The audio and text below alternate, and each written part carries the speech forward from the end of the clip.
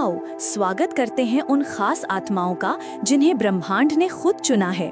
पता है, एक कहावत है कि झूठ दुनिया का आधा चक्कर लगा सकता है जब तक कि सच्चाई अपने जूते बांध रही हो, लेकिन अंत में सच्चाई नंगे पांव आती है और फिर भी दौड़ जीत जाती है।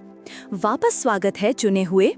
आज हम यहाँ फुसफुसाने के लिए नहीं हैं, हम यहाँ उजागर करने के लिए हैं, क्योंकि तुम्हारे बारे में जो बहस थी वो अब बहस नहीं रही। ये उन लोगों के लिए एक पूर्ण मानसिक टूटन है जिन्होंने तुम्हें एक ऐसी कहानी में खलनायक बना दिया जो तुमने लिखी भी नहीं थी। लेकिन यहाँ एक छोटा सा तथ्य है जिसे ज्यादातर लोग नजरअंदाज कर देते हैं।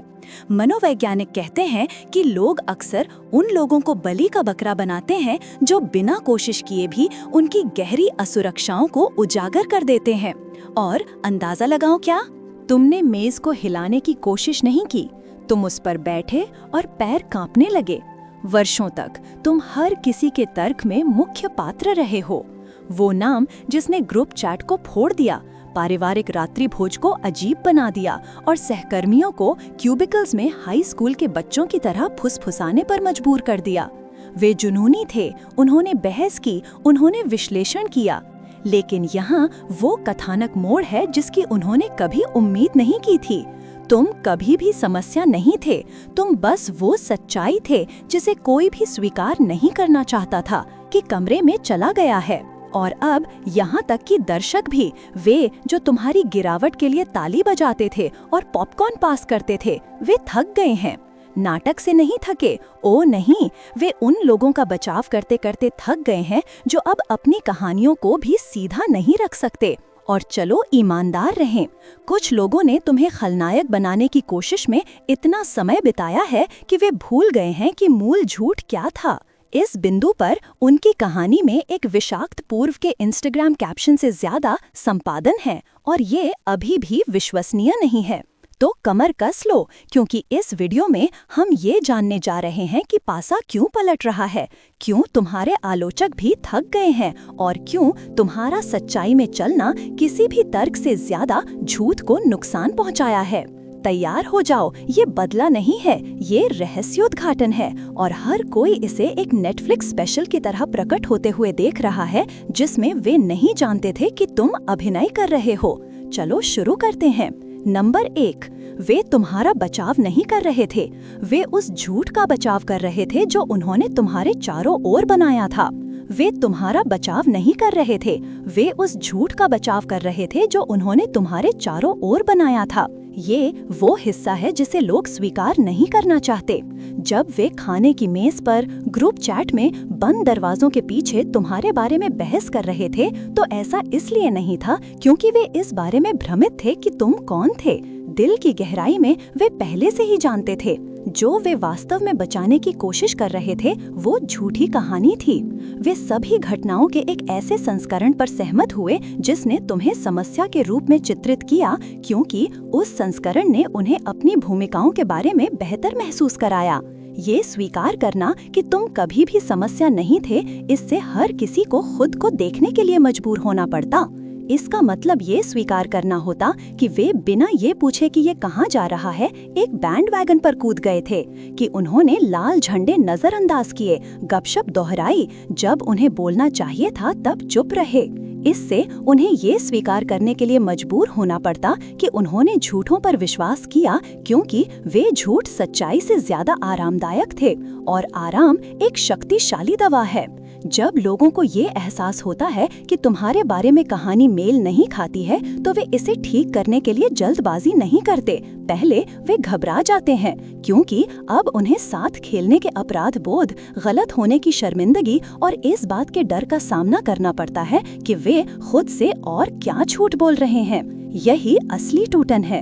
इसीलिए लोग थके हुए हैं, तुम्हारी वजह से नहीं, बल्कि अपनी बेईमानी के वजन के कारण जो आखिरकार पकड़ में आ रही है। तुम्हें उन्हें गलत साबित करने की जरूरत नहीं थी, जीवन ने ये तुम्हारे लिए किया। संगति, शांति, वृद्धि, ये वो चीजें हैं जिन्हें नकली नहीं बनाया जा सकता। और लोग ये देखना शुरू कर रहे हैं। वे इस तथ्य के प्रति जाग रहे हैं कि समस्या वो व्यक्ति नहीं था जिसे वे विच्छेदित करते रहते थे। समस्या पहले जगह में तुम्हें विच्छेदित करने की जरूरत थी। अब जब भ्रम बिखर रहा है तो लोग अंततः सच्चाई की अजीब खामोशी में बैठे हैं, इसलिए नहीं कि वे रात भर बेहतर लोग बन गए हैं, बल्कि इसलिए क्योंकि वे एक ऐसे झूठ को बनाए रखने से थक गए हैं जो तुम्हारा कभी नहीं था। और ये दिखाता है। नंबर 2, असली नाटक कभी भी तुम्हारे बारे में नहीं था। ये वो युद्ध था जो लोग तुम्हारे माध्यम से अपने प्रतिबिंब के साथ कर रहे थे। तुम्हारे बारे के तर्क वास्तव में कभी भी तुम्हारे बारे में नहीं थे। तुम सिर्फ सतही स्तर का बहाना थे। जो वास्तव में हो रहा था वो गहरा और बहुत ज्यादा व्यक्तिगत था। लोग तुमसे नहीं लड़ रहे थे, वे खुद से लड़ रहे थे, तुम्हें एक आउटलेट के रूप में इस्तेमाल करते हुए। तुमने उनके अंदर कुछ ट्रिगर कर दिया, इसलिए नहीं क्योंकि तुम अपमानजनक या जोरदार थे, बल्कि इसलिए क्योंकि तुम कुछ ऐसे के रूप में दिखाए जो वे समझा नहीं सकते थे। प्रामाणिक, शांत, जमीनी और हेर फेर करना मुश्किल। वो ऊर्जा उन लोगों के साथ कुछ करती है जिन्होंने अपनी पूरी जिंदगी दिखावा करते हुए बिताई है। तुमने उन्हें हर उस चीज की याद दिलाई जिससे उन्होंने कभी निपटा नहीं था। उनकी असुरक्षाएं, उनकी ईर्ष्या, खुद के वो हिस्से जिन्हें वे आईने में टालते हैं, और उन असहज सच्चाइयों से निपटने के बजाय उन्होंने ये सब तुम पर डाल दिया।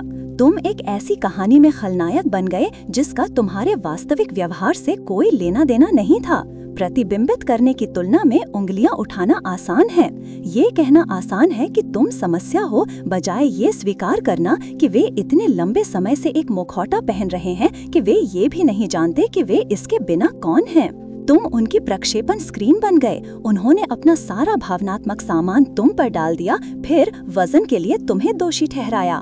ये उचित नहीं था, पर ये सुविधाजनक था। इसीलिए लोग तुम्हारे बारे में इतने जोरदार थे, इसलिए नहीं कि वे तुम्हें जानते थे, बल्कि क्योंकि उन्होंने तुम में खुद को देखा और इसने उन्हें डरा दिया। तुम्हारी शांति ने उनकी अराजकता को और जोरदार बना दिया। तुम्हारे आत्मविश्वास ने उनके आत्मसंदेह को उजागर कर दिया। तुम्हारी उपस्थिति ने उनके मुखौटों को सिलाने पर मजबूर किया और उन्होंने तुमसे इसके लिए नफरत की। लेकिन अब कमरा शांत हो रहा है, लोग थके हुए हैं। नाटक, गपशप, भावनात्मक जिम्नास्टिक, ये सब पकड़ में आ रहा है, क्योंकि तुमने कभी भी उनकी पहचान संकट के केंद्र में होने का दावा नहीं किया था। तुम बस सच्चाई में चले और वो सच्चाई एक आईना थी। हर कोई जो उन्होंने देखा उसे पसंद नहीं करता था। अब उन्हें ये एहसास हो रहा है, तुम आग शुरू करने वाले नहीं थे, तुम टॉर्च थे। झगड़े तुम्हारे किए के बारे में नहीं थे, वे इस बारे में थे कि तुमने क्या उजागर किया। और अब धुआं साफ हो रहा है। लोग प्रतिबिंब को दोष देते देते थक गए हैं। नंबर 3, उन्होंने अपनी असुरक्षाओं को हथियार बनाया और तुम्हें लक्ष्य अभ्यास के रूप में इस्तेमाल किया। वे तुम्हारे लिए इसलिए नहीं आए क्योंकि तुम हानिकारक थे, वे तुम्हारे लिए इसलिए आए क्योंकि तुम बेपरवाह थे। तुम एक ऐसी दुनिया में स्थिर थे जो प्रतिक्रिया पर पनपती है, और जब असुरक्षित लोग तुम्हें समझ नहीं पाते तो वे सिर्फ असहज नहीं होते, वे शत्रुतापूर्ण हो जाते हैं। वे छाया फेंकना, तुम्हारे शब्दों को मोड़ना, तुम्हारी खामियों को बढ़ा चढ़ाकर पेश करना या पूरी तरह से चीजें बनाना शुरू कर देते हैं, क्योंकि यदि वे तुम्हें नियंत्रित नहीं कर सकते तो वे ये करने की कोशिश करेंगे कि दूसरे लोग तुम्हें कैसे देखते हैं। इसी तरह वे उस गहरी असुरक्षा से निपटते हैं जिसका वे सामना करने से इनकार करते हैं। तुम उनका निशाना बन गए क्योंकि उन्हें कहीं न कहीं जो अपने अंदर नहीं संभाल सकते थे उसे निकालने की जरूरत थी। ईर्ष्या, कड़वाहट, तुम जितने बहादुर, अनुशासित या जमीनी न होने का अनकहा अफसोस, और उसका सामना करने के बजाय उन्होंने इसे हथियार बना लिया। तुम्हारी शांति ने उन्हें अराजक महसूस कराया, तुम्हारी वृद्धि ने उन्हें फंसा हुआ महसूस कराया, तुम्हारी ताकत ने उन्हें उजागर महसूस कराया, इसलिए उन्होंने तुम्हें समस्या बना दिया। उन्होंने तुम्हारे चारों ओर एक झूठी कहानी बनाई और इसे सच्चाई की तरह बेचा, जोरदार, नाटकीय और निरंतर। उन्हें तुम्हारी प्रतिक्रिया की जरूरत थी, उन्हें एक टूटन, एक झटका, एक गलती, कुछ भी जिसे वे इस बात का सबूत के रूप में इस्तेमाल कर सकें कि तुम ठीक उनकी तरह थे। लेकिन तुमने यही नहीं दिया, और यही वो था जिसने उन्हें और भी पागल बना दिया। तुम अपना सर ऊंचा करके दिखाते रहे, तुम शांति चुनते रहे, और हर बार जब तुम वापस नहीं लड़े तो वे और भी बुरे दिखे, क्योंकि दिल की गहराई में लोगों ने ये नोटिस करना शुरू कर दिया कि नाटक कभी भी तुमसे नहीं आया था, ये हमेशा तुम पर लक्षित था। अब थकावट शुरू हो रही है। वे तुम्हारे बारे में बात करते करते थक गए हैं, क्योंकि कुछ भी चिपकता नहीं, झूठ बिखर रही है, कहानी ढह रही है। और देखने वाले लोग वे ये सवाल करना शुरू कर रहे हैं कि किसी को किसी ऐसे व्यक्ति को नीचे गिराने के लिए इतनी लंबाई तक जाने की जरूरत क्यों होगी जो वापस भी नहीं लड़ रहा है। तुमने युद्ध के लिए नहीं कहा, लेकिन तुम्हें इसके लिए बनाया गया था। उनकी अराजकता से मेल करके नहीं, बल्कि खुद को उस तक कम करने से इनकार करके। और अब तुम्हारी प्रतिक्रिया का बिना पोषण करने के लिए उनका खेल मर रहा है। नंबर 4, तुम्हारे अस्तित्व ने उनके पदानुक्रम को बाधित कर दिया। तुमने उन लोगों को शक्ति के आदी थे अनदेखा महसूस कराया। तुम सिर्फ कमरे में नहीं चले, उन्होंने तुम्हें महसूस किया। और यहीं से तनाव शुरू हुआ, इसलिए नहीं क्योंकि तुमने कुछ गलत किया, बल्कि क्योंकि तुमने उन अनकहे नियमों का पालन नहीं किया जो नाजुक अहंकार को सहज रखते हैं। तुमने चापलूसी नहीं की, तुमने प्रतिस्पर्धा नहीं की, तुमने एक ऐसे मेज पर एक सीट के लिए भीख नहीं मांगी जिसे तुम खुद बेहतर बना सकते थे। और ठीक वहीं पर उस पूरी संरचना को बाधित कर दिया जिस पर वे महत्वपूर्ण महसूस करने के लिए निर्भर थे। तुम जोरदार नहीं थे, लेकिन तुम्हारी उपस्थिति ने शोर मचाया, उस तरह का शोर जो उन लोगों को उजागर करता है जो केवल तभी शक्तिशाली महसूस करते हैं जब कोई और उनके नीचे हो। इन लोगों ने अपनी पहचान गो टू सबसे होशियार नेता स्टार होने पर बनाई थी, लेकिन फिर तुम दिखाए। स्पॉटलाइट चुराने की कोशिश नहीं कर रहे थे, बस अपनी ही गली में चमक रहे थे। और अचानक वे एक ऐसे स्थान पर बैकग्राउंड शोर की तरह महसूस करने लगे जहां वे मुख्य आवाज होने के आदी थे। इसीलिए उन्होंने तुम्हें मुश्किल, अहंकारी या असामाजिक का लेबल दिया। ये कभी भी तुम्हारे रवैये के बारे में नहीं था, ये तुम्हारी स्वायत्तता के बारे में था।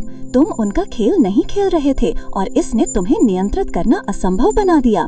उन्हें तुम्हारी जरूरत थी कि तुम सिकड़ो ताकि वे फिर से लंबा महसूस कर सकें। उन्हें तुम्हारी जरूरत थी कि तुम पूरे होने के लिए माफी मांगो, लेकिन तुमने नहीं किया। तुम बस अनअपोलोजेटिकली तुम खुद बने रहे, और यही असली खतरा था। लोग केवल अब इसे समझना शुरू कर रहे हैं। वे देख रहे हैं कि जिनके पास उपाधियां, प्रभाव या नियंत्रण था, वे बच्चों की तरह प्रतिक्रिया करते थे जब वे तुम्हें एक बॉक्स में बंद नहीं कर सकते थे। वे देखते हैं कि उन्होंने तुम्हें नीचे गिराने के लिए कितनी मेहनत की जब तुम उन पर चढ़ने की भी कोशिश नहीं कर रहे थे। तुम्हारी ताकत ने उनकी असुरक्षा को उजागर कर दिया। तुम्हारी शांति ने उनकी शक्ति यात्रा को बाधित कर दिया। तुमने नियमों को नहीं तोड़ा, तुमने इस भ्रम को तोड़ा कि वे कभी भी किसी भी वास्तविक चीज के प्रभारी थे। अब लोग पुनर्विचार कर रहे हैं कि वास्तव में कौन मुश्किल है, क्योंकि जिसने कभी भी शक्ति के लिए नहीं कहा वो वही है जिसके पास ये पूरे समय था। और जिन्हें योग्य महसूस करने के लिए नियंत्रण की जरूरत थी, उन्हें वैसा ही देखा जा रहा है जैसा वे वास्तव में है, हिले हुए, मजबूत नहीं। नंबर 5, तुमने उनके असंसाधित अतीत को ट्रिगर किया और उन्होंने तुम्हें किसी और के पाप के लिए भुगतान करने की कोशिश की। तुमने उन्हें चोट नहीं पहुंचाई, तुमने उन्हें उस चोट की याद दिलाई जिससे उन्होंने कभी नहीं निपटा था, और यही वो था जिसने उन्हें ट्रिगर कर दिया। तुम उन स्थानों में किसी ऐसे व्यक्ति की ऊर्जा लेकर चले जो आंतरिक काम कर चुका था, जिसने तुम्हारे अंधेरे का सामना किया था, तुम्हारी सच्चाई का मालिक था और तुम्हारे दर्द को एक हथियार की तरह नहीं ढोता था। उस तरह का आत्म कब्जा उन लोगों के लिए परेशान करने वाला है जिन्होंने अपने आघात को उसका सामना करने के बजाय दफना दिया है। उन्होंने तुम में वो देखा जो वे बनने से बहुत डरते थे, और उससे प्रेरित होने के बजाय उन्होंने अपना दर्द तुम पर प्रक्षेपित कर दिया। अचानक तुम बहुत तीव्र, बहुत ज्यादा, बहुत अलग थे, लेकिन तुम वास्तव में जो थे वो एक आईना था, और आईने झूठ नहीं बोलते। तुम्हें बहुत कुछ कहने की भी जरूरत नहीं थी। तुम्हारी उपस्थिति अकेले ही जो उन्होंने वर्षों से छिपाने की कोशिश की थी उसे उजागर कर देती थी। जिस गुस्से को उन्होंने कभी संसाधित नहीं किया, जिस परित्याग को उन्होंने कभी संबोधित नहीं किया, जिस विश्वासघात से उन्होंने कभी ठीक नहीं किया, उन्होंने तुम्हारी तरफ देखा और अपने अतीत के भूत देखे, और बिना एहसास किए भी उन्होंने तुम्हें किसी और के अपराध के लिए सजा दी। इसीलिए तुम्हारी प्रतिक्रिया इतनी चरम कम थी, नफरत तुम्हारे कार्यों से मेल नहीं खाती थी, गपशप तुम्हारी ऊर्जा से मेल नहीं खाती थी, क्योंकि ये पहली जगह में कभी भी तुम्हारे बारे में नहीं थी। तुम बस उनके दर्द के लिए प्लेस होल्डर थे, हर उस चीज की एक चलते फिरती याद दिलाते जिससे वो भाग रहे थे, और अंदर की ओर मुड़ने के बजाय उन्होंने सबसे सुरक्षित लक्ष्य की ओर बाहर को मारा जो वे पा सकते थे, तुम। लेकिन अब कोहरा छंट रहा है, उनके आसपास के लोग कहानी में दरारें नोटिस करना शुरू कर रहे हैं। वे देख रहे हैं कि तुमने नाटक को उकसाया नहीं, तुमने बस अनजाने में पर्दा वापस खींच लिया, और जो उसके पीछे था वो सुंदर नहीं था। ये दशकों की दबी हुई भावना, अछूता आघात और एक बलि का बकरा ढूंढ रहे दर्द था। तुम खलनायक नहीं थे, तुम रहस्योद्घाटन थे, और अब कमरा सच्चाई के प्रति जाग रहा है। तुमने घाव का कारण नहीं बनाया, तुमने बस ये दिखावा करना असंभव बना दिया कि ये खून नहीं बह रहा है। नंबर 6, तुम एक खतरा नहीं हो, तुम इस बात का सबूत हो कि उन्होंने समझौता कर लिया। तुम डराने वाले नहीं थे, तुम बस अनअपोलोजेटिकली जीवित थे, और उन लोगों के लिए जिन्होंने बहुत पहले खुद पर हार मान ली थी, उस तरह की ऊर्जा अपमानजनक है। उन्हें एहसास हो रहा है कि नाटक कभी तुम्हारा था ही नहीं, तुमने आग में घी नहीं डाला, उन्होंने इसे खुद जलाया था, और उनकी धुन पर नाचने से तुम्हारा इनकार ने पूरे दिखावे को उजागर कर दिया। कलाकार ये दिखावा कर रहे थे कि तुम इस अभिनय का हिस्सा थीं। उनके प्रशंसक खत्म हो रहे हैं क्योंकि लोग सच्चाई से जाग रहे हैं। तुम कभी अराजकता का स्रोत नहीं थी, तुम वो खामोशी थी जिसे वो तोड़ नहीं सके, वो उपस्थिति जिसे वो नियंत्रित नहीं कर सके, और वो स्थिरता। ये सबसे जोरदार बयान है। 12वीं बात, तुम्हारी प्रामाणिकता ने उनके प्रदर्शन को झूठ जैसा बना दिया। तुमने कभी कोई दिखावा नहीं किया, तुम्हें कभी ऐसा महसूस नहीं हुआ कि तुम्हें ये अभिनय करने की जरूरत है कि तुम्हारे पास सब कुछ है या फिट होने के लिए नकाब पहनना है। तुम्हारी प्रामाणिकता कोई ऐसी चीज नहीं थी जिसे तुम चालू या बंद करती थीं, ये बस मौजूद थी। उस तरह की वास्तविकता उन लोगों के लिए असहज होती है जो व्यक्तित्व गढ़ने, पंक्तियां रटने और प्रभाव प्रबंधित करने में अपनी ऊर्जा खर्च करते हैं। तुम्हारे वास्तविक स्वभाव ने उनके प्रदर्शन को उनके असली रूप में उजागर कर दिया, खाली, उथला और हताश। जब तुम कमरे में सबसे वास्तविक व्यक्ति होती हो तो ये दूसरों को अपने ही नकलीपन का सामना करने पर मजबूर करता है, और अपनी अप्रामाणिकता को स्वीकार करने के बजाय वो तुम पर हमला करना चुनते हैं। वो उसे राक्षसी बनाते हैं जो खेल नहीं खेलता, क्योंकि ये अपने ही उजागर होने के डर का सामना करने से आसान है। इसीलिए वो कहानियां बनाते हैं, अफवाहें फैलाते हैं और तुम्हें समस्या बनाने की कोशिश करते हैं। लेकिन जिसे वो वास्तव में बचा रहे हैं वो है उनकी सावधानी से बनाई गई मंच उपस्थिति, वो इमेज जिस पर वो चाहते हैं कि हर कोई विश्वास करे। अब उनके आसपास के लोग इस अभिनय के आर पार देखने लगे हैं। वो वही थके हुए प्रदर्शन, वही रटी रटाई मुस्कानें और वही खोखले शब्द देखकर थक गए हैं। वो कुछ वास्तविक, कुछ बिना फिल्टर के तरस रहे हैं, और तुम्हारी प्रामाणिकता उस ढोंग के समुद्र में एक प्रकाश स्तंभ है। इसीलिए तुम्हें सराहा भी जाता है और निशाना भी बनाया जाता है, क्योंकि तुम एक ऐसे सच का प्रतिनिधित्व करती हो जिसका वो सामना नहीं करना चाहते। विडंबना तीखी है, खुद होकर तुमने कमरे में सबसे बड़े झूठ को उजागर कर दिया है, तुम्हारे बारे में नहीं बल्कि उनके बारे में। और जैसे ही उनके प्रदर्शन पर पर्दा गिरता है, ज्यादा से ज्यादा लोग वास्तविक के साथ खड़े होना चुन रहे हैं अभिनय के साथ। तुम्हारी प्रामाणिकता सिर्फ तुम्हारी ताकत नहीं है, ये वो सच्चाई है जो पूरे मंच को हिला रही है। 13वीं बात, तुम्हारे खिलाफ उनका सबूत हमेशा सिर्फ एक फैंसी सूट में गपशप था। तथाकथित सबूत जिसे वो घुमाते थे वो सबूत नहीं था, ये एक सूट और टाई पहने हुए गपशप थी। ये आधिकारिक लग रहा था, विश्वसनीय लग रहा था और निर्णय का भार रखता था। लेकिन इन सब के नीचे ये सिर्फ इधर उधर की कहानियां थीं, धारणाओं को आरोपों में बदल दिया गया था और भावनाओं को तुम्हें खलनायक के रूप में चित्रित करने के लिए हथियार बनाया गया था। इसमें से कुछ भी वास्तविकता या सच्चाई पर आधारित नहीं था, ये भावनात्मक हेरफेर था जिसे कहानी को नियंत्रित करने और सबको लाइन में रखने के लिए तैयार किया गया था। लोगों ने इसे पूरा निगल लिया, बिना सवाल किए कहानियों को दोहराते हुए, क्योंकि ये सच्चाई की तलाश करने से आसान था। वो और गहराई में नहीं जाना चाहते थे, उन्हें सौंपे गए संस्करण को चुनौती नहीं देना चाहते थे। नाटक पर विश्वास करना, एक पक्ष चुनना, दोष के कोरस में शामिल होना सुविधाजनक था, लेकिन अब वो सुविधा पछतावे में बदल रही है। जिन लोगों ने उन सबूतों को पकड़ रखा था वो ये देखने लगे हैं कि ये सब कितना खोखला था। उन्होंने महसूस किया कि आरोप कभी तथ्यों पर नहीं खड़े थे, वो डर, असुरक्षा और नाजुक अहंकारों की रक्षा करने की जरूरत पर खड़े थे। उन्हें भावनात्मक रूप से ब्लैकमेल करके तुमसे नफरत करने पर मजबूर किया गया था। एक ऐसी कहानी के अनुरूप होने का दबाव डाला गया था जो वास्तविकता का सामना करने के बजाय उनकी अपनी असुविधा के लिए समझ में आती थी। अब जब धुआं छंट रहा है तो जिन लोगों ने झूठ पर विश्वास किया था वो खुद को उजागर और अपमानित महसूस कर रहे हैं। वो एक ऐसे खेल में प्यादे थे जिसे वो पूरी तरह से नहीं समझते थे। उन लोगों द्वारा हेरफेर किए गए थे जो विभाजन और धोखे के माध्यम से नियंत्रण बनाए रखना चाहते थे। जिस गपशप पर उन्होंने भरोसा किया था उसने सिर्फ तुम्हें चोट नहीं पहुंचाई, इसने वास्तविक क्या है और क्या नहीं है में उनके अपने विश्वास को तोड़ दिया। सच्चाई आखिरकार चमक रही है, सबूत कभी सबूत था ही नहीं।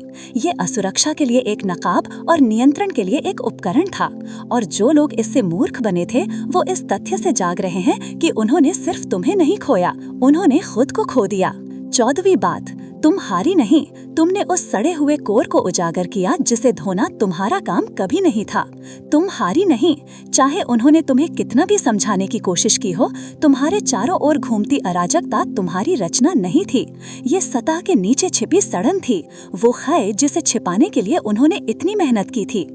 तुमने इसे पैदा नहीं किया, तुमने इसे उजागर किया, एक दीवार में एक दरार की तरह जिसे कोई देखना नहीं चाहता था।